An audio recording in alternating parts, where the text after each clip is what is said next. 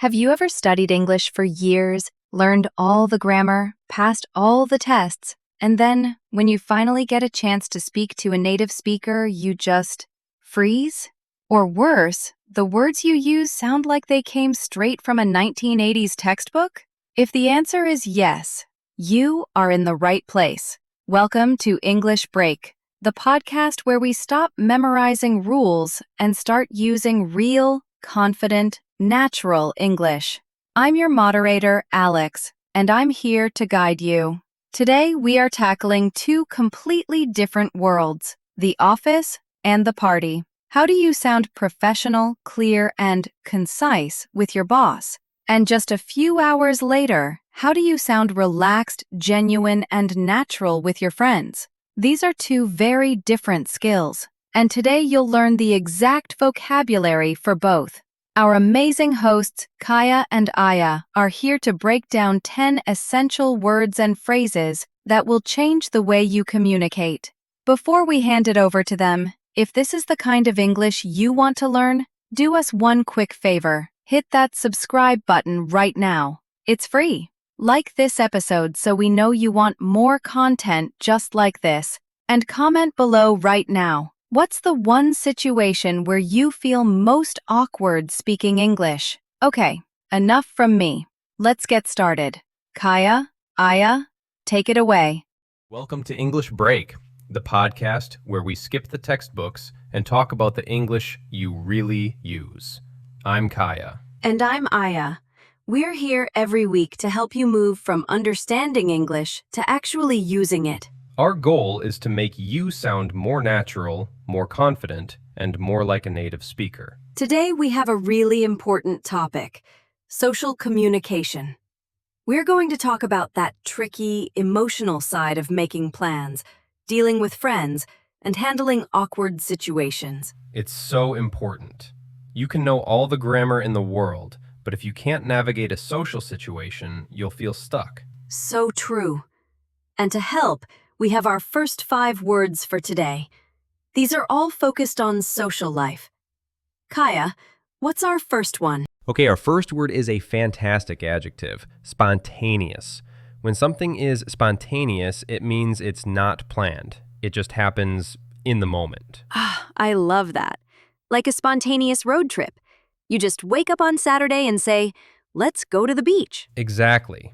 Or a spontaneous decision to try a new restaurant. It's the opposite of having a detailed plan.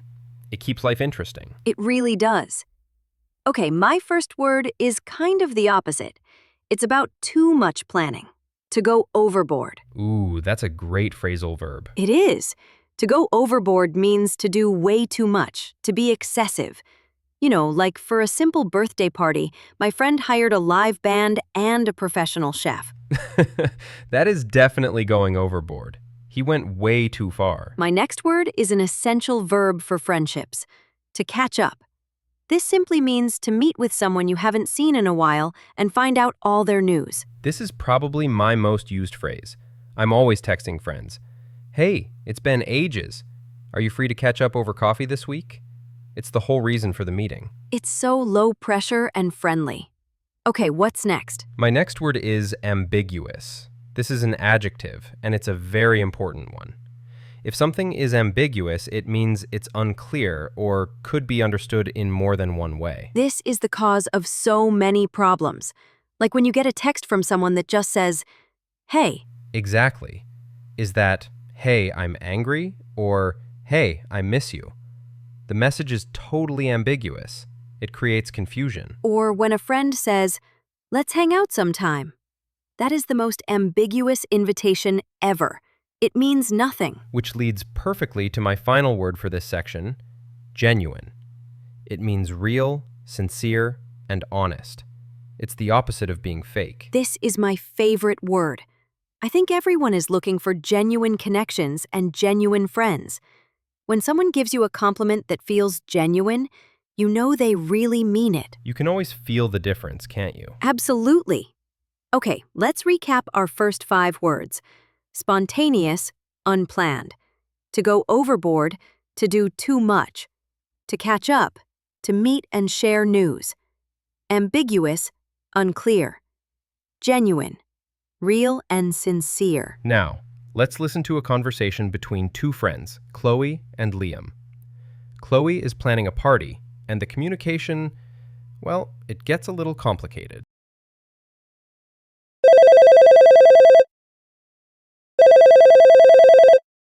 Hey, Liam, you got my text? Hey, Chloe. Yeah, I did, but I'm a little confused. The text just said, big party at my place, Saturday. Yeah, it's my birthday. Oh, happy birthday. I didn't know. But is it a big thing? The text was so ambiguous. Are we talking a few friends, or... Oh, no. I'm going overboard this time. I've hired a DJ, I've got catering. I'm telling you, it's the party of the year. Whoa, okay, that's not what I expected. I thought it was just going to be a spontaneous little get-together. See, this is why I'm calling. I need to know if you're coming. I'd love to, but wow. Honestly, I haven't seen you in so long. I was just hoping we could, actually catch up. It's hard to talk at a huge, loud party. You know, that's a really genuine point. I haven't seen you in ages either. My text was going to be, a party sounds fun, but are you free for coffee so we can actually talk? That's really sweet. The party is going to be chaos. Listen, how about this? You still come to the party, but let's have a genuine one-on-one. Are you free to grab lunch on Sunday, just us, so we can really catch up? That would be perfect. Great. So you'll get the crazy party and the real conversation. It's the best of both worlds. Thanks for understanding.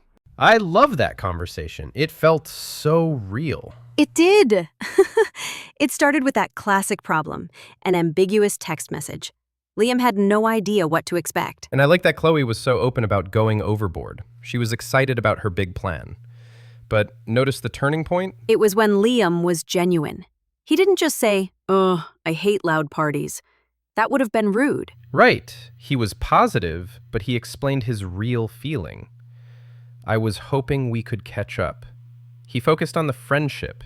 That's a very B2 level skill, being honest without being negative. And because he was genuine, Chloe's response changed. She realized she wanted that genuine connection too.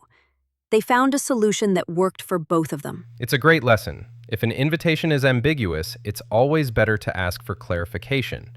And if you want a real connection, it's always best to be genuine. Absolutely.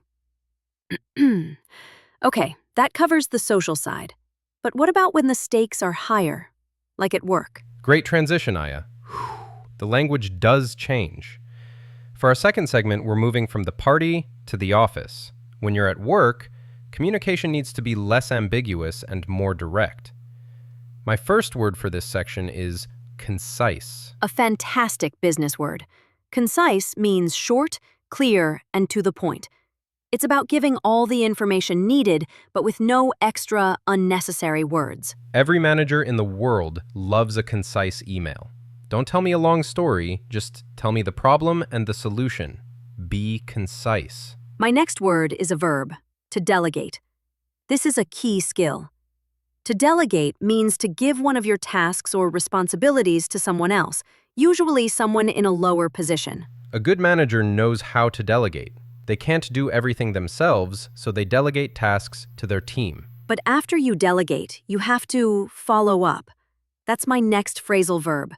To follow up means to check on the progress of something you started earlier. Exactly. You can delegate a task, but you need to follow up a few days later to make sure it's getting done. Hey, just following up on that report I asked for. It's essential for making sure things don't get lost. Okay, my next word is constructive. This is usually paired with feedback or criticism. So, constructive feedback? Exactly.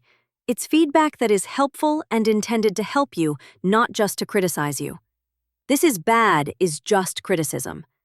This part is weak, but here's how you can fix it is constructive. That's what you want from a boss. Not just problems, but also solutions. My last word is a great phrasal verb for meetings, to touch base.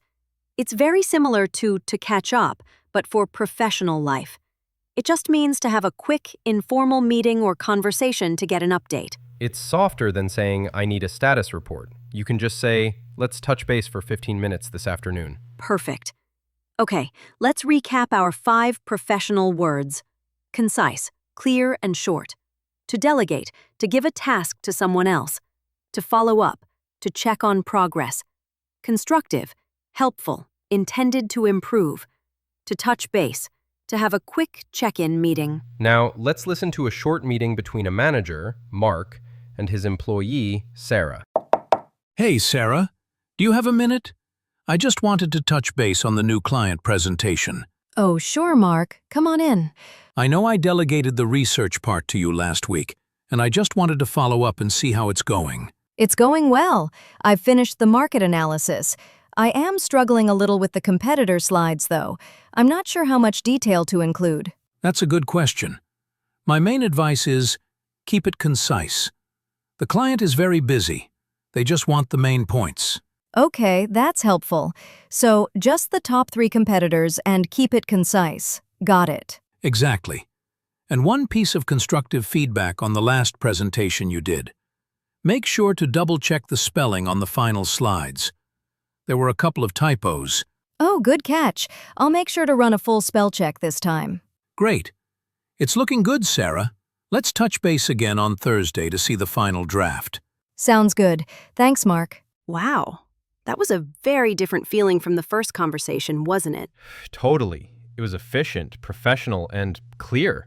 No ambiguity at all. Mark was a great manager. He started with a soft, friendly phrase. I wanted to touch base.